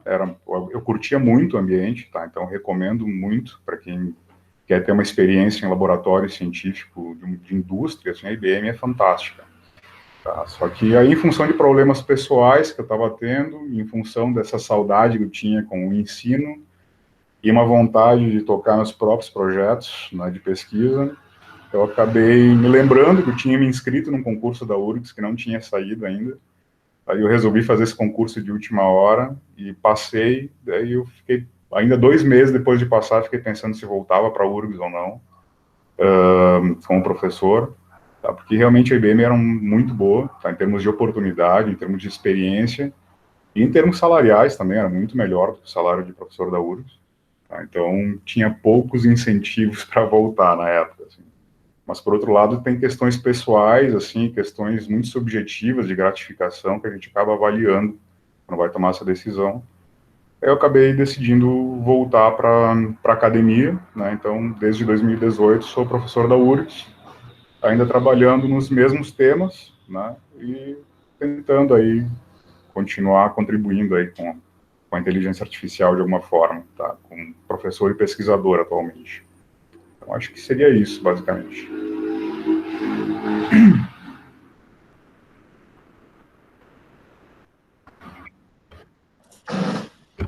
Obrigado, Joel. Então, para a nossa última parte, tá, gente? A parte divertida da nossa pré-reunião.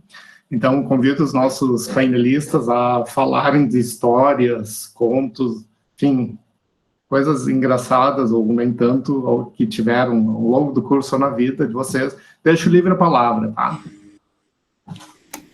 Eu tenho alguns casos que eu posso contar. Vai falar primeiro, fala primeiro, Marina, depois eu conto. Não, eu acho que fala tu que eu pego o gancho depois. Tá bom. Eu vou tentar falar rapidinho, eu tenho 2 que eu acho que é interessante falar. Um deles é que um dia eu estava, na época a gente não tinha notebook, então nós tinha PC. Então, o que a gente fazia? Tinha que apresentar um trabalho, e se era muito trabalhoso para empacotar, e naquela época a gente não tinha, vamos dizer assim, as boas práticas de qualidade de software também que se tem hoje, então a gente fazia o quê? Pega o PC, né, bater no computador na sala do professor ou na sala de aula, pluga no monitor e mostra o trabalho. Daí, o que aconteceu? Eu estava fazendo um trabalho na disciplina do Daniel. Eu não lembro direito o que era o trabalho, nem qual que era a disciplina, só lembro que era alguma coisa de programação, por causa que eu levei o meu CPU, coloquei na mesa do Daniel, liguei no monitor dele, abri o Eclipse, eu lembro, por causa que era o Eclipse, e tinha os projetos do Eclipse na minha esquerda. E tinha todos os projetinhos fechados, eu abri o projeto da disciplina do Daniel, e comecei a explicar. Então, ó, Daniel, aqui eu fiz isso, aqui eu fiz assado. E eu percebi, assim, que o Daniel não prestava atenção. Ele ficava só olhando para aquele lado esquerdo do meu Eclipse. Daí, de repente, assim, o Daniel... Só um minutinho, Fernando. O que é esse projeto fechado aqui? Daí tinha o nome de uma pessoa. Daí eu falei, isso é um programa que eu fiz para um cara. Ah, tu fez para um cara? Deu sim, por quê? Não, porque ele está fazendo um trabalho de conclusão comigo. Tu pode abrir para mim ver o que tem aqui dentro desse projeto? Daí, Daniel, eu até abro, mas só se tu prometer o seguinte, porque o cara não me pagou o 3º cheque ainda, vai entrar essa semana, e daí depois tu faz o que tu tem que fazer. Eu não sei, eu realmente não sabia, até o nome não é se fazer de inocente. O cara entrou em contato comigo e pediu para mim fazer um programa para ele. Eu fiz o tal do programa, eu fazia uns bicos fora. E realmente era um programa de conclusão do curso, que ele tinha apresentado uma semana antes para o Daniel, só que o cara não sabia apresentar. Daí ele me pediu para mim explicar, eu expliquei para ele, agora eu entendi. Então eu acho que é uma história interessante para contar. E a outra que eu tenho para contar, ela é de tipo, uns 8, 10 anos depois que eu me formei, eu encontrei um... Quem é que tá dando a disciplina de compiladores agora? Era o Tavares na minha época. Era o Tavares. Sou eu. É tu? Então... Sou eu, Fernando. Tá, vamos lá. Então... Daí, o que aconteceu? Naquela... Eu me formei depois de 7, 8 anos, 10, sei lá. Eu estava conversando com alguns amigos, aí tinha uma pessoa que eu não conhecia e o rapaz me falou, tu que é o Fernando Rumo? Eu, sim, sou eu. Cara, eu apresentei o teu trabalho de compiladores. Eu, como assim apresentou meu trabalho de compiladores? Sim, o trabalho que tu fez na disciplina de compiladores, eu apresentei. Daí eu, sério? Sim, teu trabalho todo ano, eles apresentam umas 2, 3 vezes o teu trabalho. Eu acho que ele veio sendo reutilizado. Ele veio sendo reutilizado vários anos. Eu peço desculpa, queridos professores, mas eu reutilizei o trabalho do Rubens. Olha aí, ó. Então aí, meu trabalho foi, eu acho que criou fama, eu não sei como que conseguiram esse meu trabalho. Ele foi todo ano, a gente se passa... Desculpa, gente, desculpa falar isso agora. Tem umas coisas engraçadas também, que na verdade eu acho que alguns colegas meus tinham um pouco de pena, assim, de mim, porque eu era uma das poucas meninas lá do curso, e eles achavam, né, que eu não conseguia, que eu não entendia nada, né, e aí sempre tinha alguém que me ajudava a fazer as coisas, e essa de compiladores eu lembro, era uma disciplina muito, muito difícil, imagina construir um compilador, né, eu lembro, mas tinha um trabalho semi-pronto lá que a gente trazia o trabalho e praticamente apresentava o trabalho. Então, obrigada, Rubo. Fica aqui meu agradecimento. E mais um comentário nesse trabalho de compiladores, porque eu me lembro que nesse trabalho de compiladores, quando a gente foi apresentar, ele tinha a professora ia na época no laboratório de aluno em aluno, botava o disquete, era a época do disquete, para o pessoal novo que não sabe o que é isso, é uma caixinha desse tamanho, fininha, que botava dentro do computador. E botava o disquete com um programinha, e abria o programa, e dela mandava compilar no nosso compilador.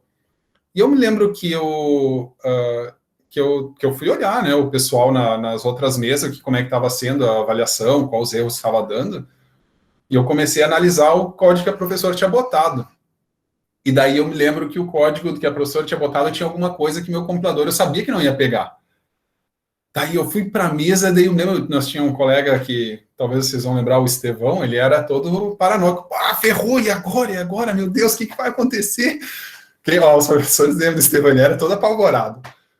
E daí calma, Estevão, deixa que eu resolvo. If, return true. Pronto, está resolvido. E passou. Daí aquele que se caísse naquele caso, dizia que estava compilado, eu tinha visto o código que ia compilar, compilou, funcionou, deu tudo certo. E pelo jeito, talvez, acho que usam até hoje dá uma revisada, hein, Cadinho? Vocês têm que dar uma revisada aí, né? Era um subconjunto DC? Não, era em Java. Era escrito em Java. Mas a linguagem que vocês analisavam? Não lembro. Se era C, deve estar usando teu trabalho ainda, porque ainda é C o trabalho dele. Cara, essas gambiarras de fazer if e tal coisa, igual retorna true aí para aqueles casos específicos, nossa, eu vi muito isso rolando em apresentação de trabalho. Caso clássico. Tipo, funciona para aquelas entradas específicas lá, e qualquer outra entrada aí não é que no trabalho de compiladores o professor nunca ia olhar o código inteiro, é gigante, né? O negócio é gigante, então até ele achar esse if igual a true e if tal coisa igual a retorna true. Rubo e Joel, vocês também são da época que para se matricular tinha que ir lá na secretaria com um papelzinho? Não tinha UX virtual? Eu tive isso num momento da vida. Acho que depois ficou virtual tudo. Os professores, eles iam... Eu lembro que tinha um monte de mesa com vários professores, tu ia passando e iam sugerindo isso aí. Era. É isso aí. Cara, eu também tenho vários momentos, assim, mas acho que tem poucos que dá para contar, assim, né? Sem queimar a reputação de ninguém. Tem um casualmente que estava lembrando agora, porque eu vi um dos professores envolvidos aí aqui do lado.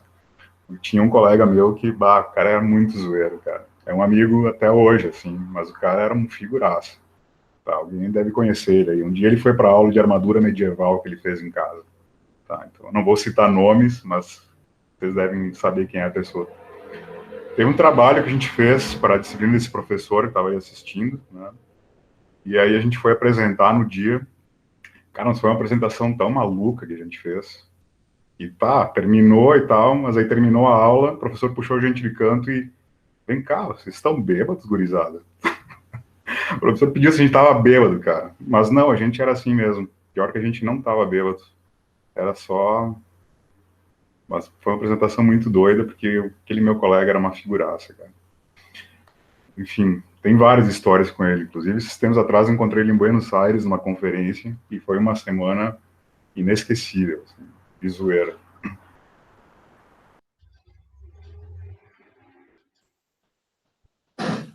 Bom, gente, então, para a gente encerrar, vou fazer... Eu recebi só 2 perguntas, tá? Uma eu já fiz antes, vou fazer a segunda pergunta, então, para a gente encerrar. Como vocês escolheram o TCC? Faltam por volta de 10 disciplinas para mim, e 2 são TCC e não tenho ideia do que fazer. E qual foi o assunto do TCC de vocês? Como foi esse processo de escolha? Eu posso começar? Na ordem? Sim. Eu lembro, é sempre um pânico, né? O trabalho de conclusão é um terror, mas na verdade ele é mais tranquilo do que parece. É só uma questão de tu se dedicar, né, e fazer acontecer. Eu me lembro que o meu critério foi mais ou menos pelas disciplinas que eu me identificava e com que eu tinha um pouco mais de facilidade, porque eu estava mesmo com muito medo daquele trabalho de conclusão.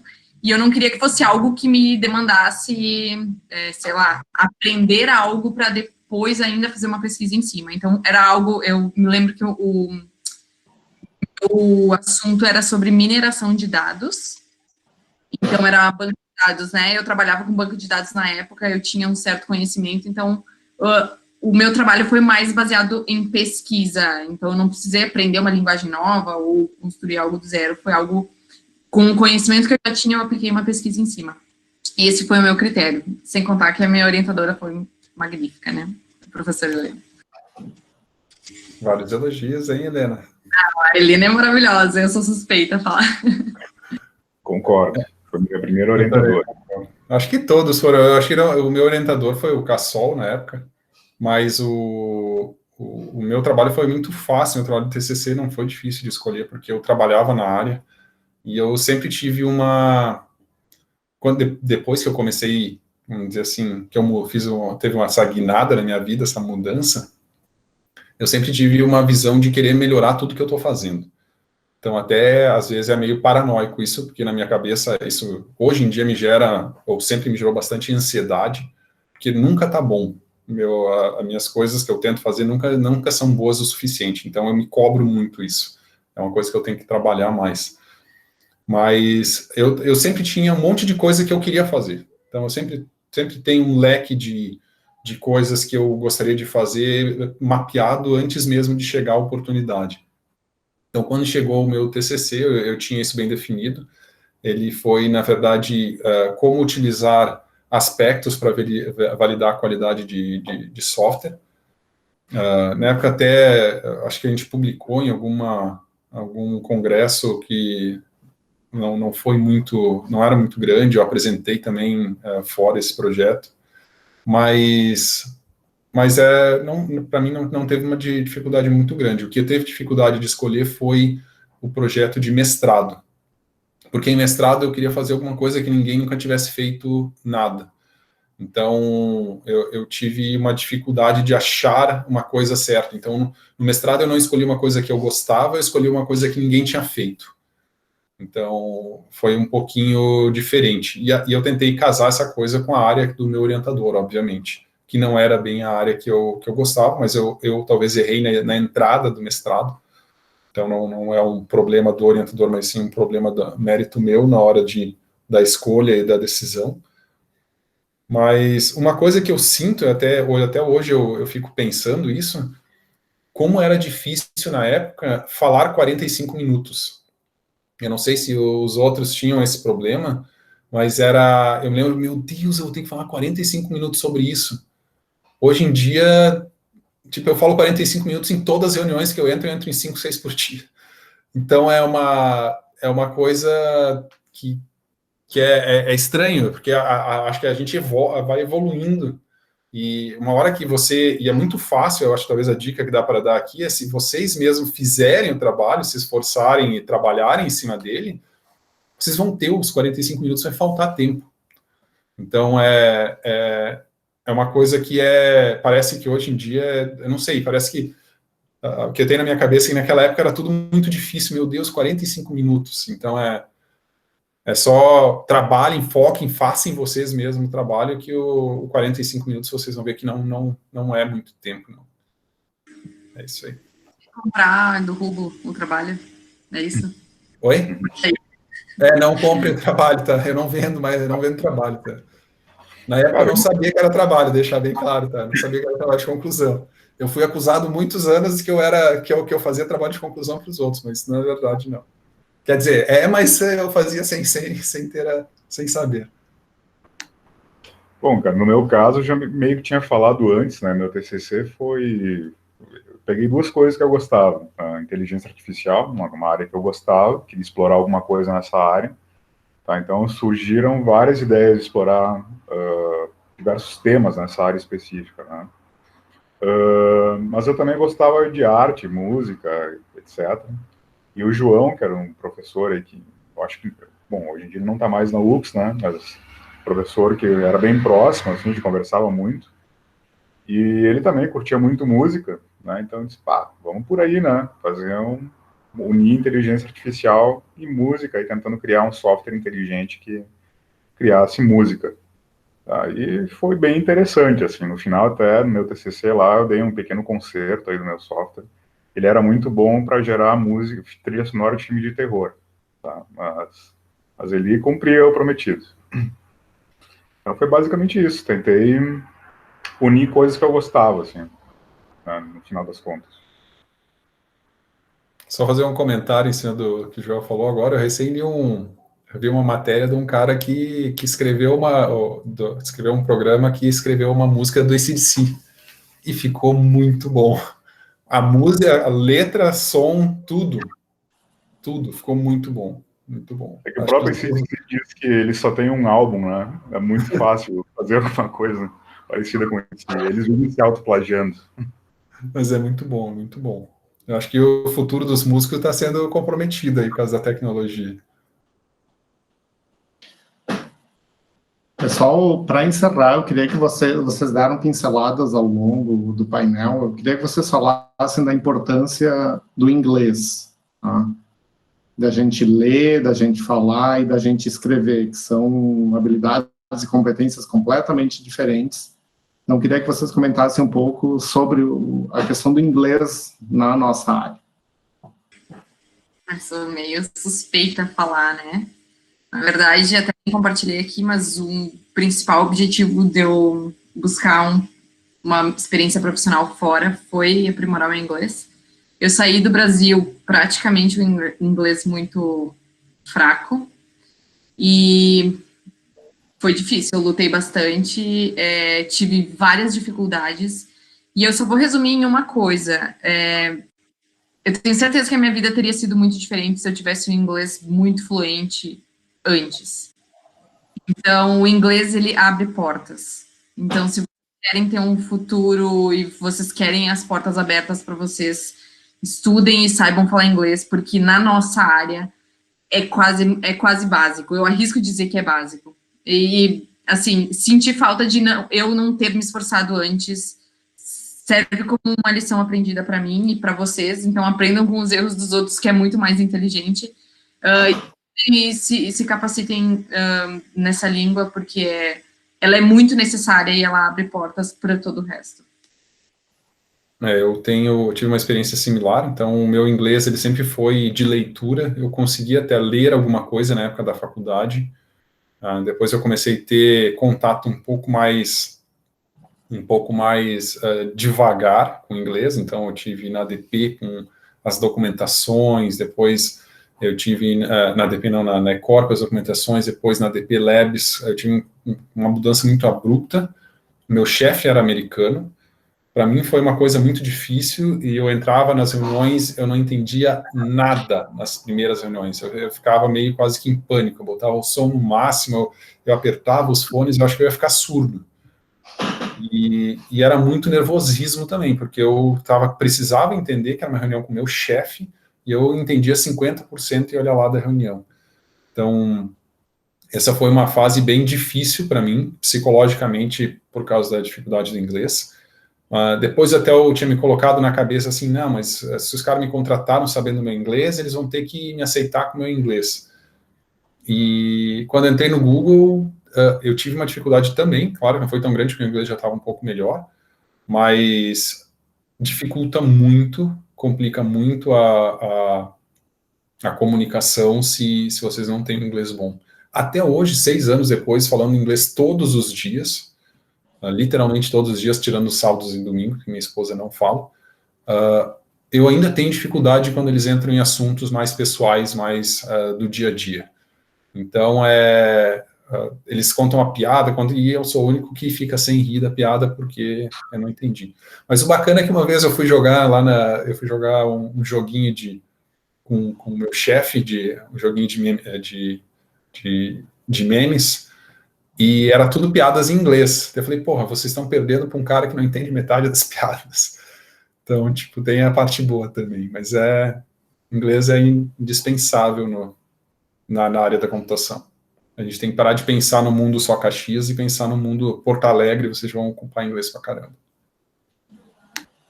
Pois é, tia, eu também acho. Sim, ó, dá para atuar profissionalmente na computação sem inglês? Dá, mas, olha, vai ser limitado demais. Tá? Porque o material de ponta que tem para qualquer tecnologia que sai é em inglês. Né? As referências todas, a maior parte das aulas quentes que vocês vão ter sobre essas tecnologias é em inglês. Os principais postos de trabalho, talvez mais interessantes, almejados na nossa carreira, vão envolver inglês de alguma forma. Né? Então, cara, eu acho que não dá para ignorar o inglês. Né? Eu focaria certamente em estudar melhor o inglês. Na graduação, meu inglês também era péssimo. Né? Eu acho que meu inglês começou a melhorar no mestrado, quando comecei a interagir mais com estrangeiros, né, fazendo mais reuniões com grupos de pesquisa. A gente interagia muito com um grupo de pesquisa da França, né? E francês eu não fazia a mínima ideia de como falar na época, então inglês era uma coisa que todo mundo mais ou menos entendia, a gente se comunicava em inglês. A partir daí que meu inglês foi melhorando bastante. Mas, cara, hoje em dia, para ter uma ideia, eu passo o dia em reunião falando em inglês, basicamente, e tudo que eu escrevo, com exceção de documentos burocráticos, é em inglês. Tá? Então, eu não conseguiria atuar profissionalmente hoje sem inglês, basicamente. Não consigo fazer o que eu faço sem saber inglês. Bom, gente, então eu quero agradecer, eu acho que foi um excelente painel, histórias muito boas, histórias de vida do curso, acho que foi muito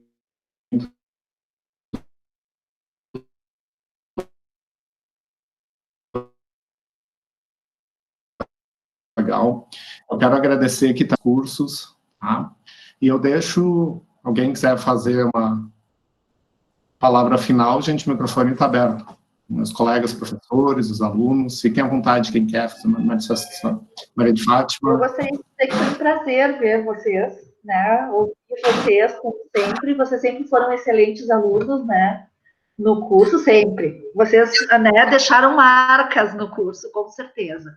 A gente lembra de vocês até hoje, tanto é que a gente, né, surgiu o nome de vocês para a gente convidar vocês, né, para vir falar com a gente. Então, muito obrigada, né, por essas horas, né, tão legais que a gente passou com vocês. Imagina, foi um prazer para mim, eu agradeço muito ter lembrado do meu nome, e foi bem divertido até compartilhar e lembrar bastante coisa. Eu teria mais 2 horas para contar só com as coisas que eu fui capturando dos outros, dá vontade de falar mais e mais e mais, mas acho que é limitado o nosso tempo. Então tá, muito obrigado a vocês. Eu também agradeço pelas palavras, né, eu acho que também guardo com muito carinho aí os professores do curso, foi muito legal. Me lembro de como eu dividi a sala com o João, né, Joel? Eu me lembro muito de vocês lá conversando e trocando as ideias, né? Altos papos. Até hoje, né? A gente continuou conversando via redes sociais. Faz tempo que eu não encontro ele, mas vira e mexe a gente conversa ainda. Também queria agradecer o convite, acho que um momento bem nostálgico, assim, mas muito bom de relembrar tudo isso e de rever vocês. Acho que guardo com muito carinho todo o período que eu passei na universidade e só tenho a agradecer mesmo. Fernando, eu gostei muito dessa ideia e certamente acho que vamos fazer outros, né, pela frente. Mais alguém, gente?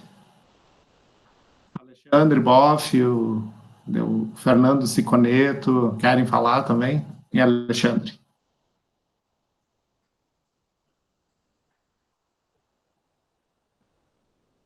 Não, pelo jeito...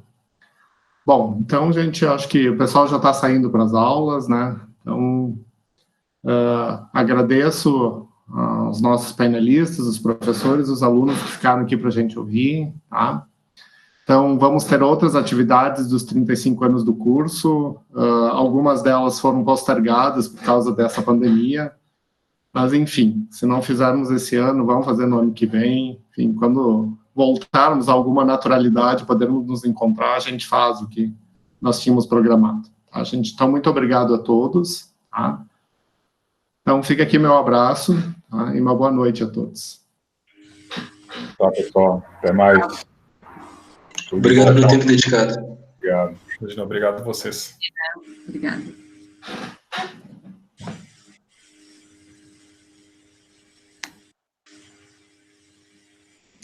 Marina, mas eu não te deixei com trauma, né, Marina? Não. Mas foram só 2, eu nunca vou me esquecer, prof. Eu tinha que calcular as redezinhas e tudo mais. Eu disse, olha, alguma coisa eu aprendi, viu? Isso que importa.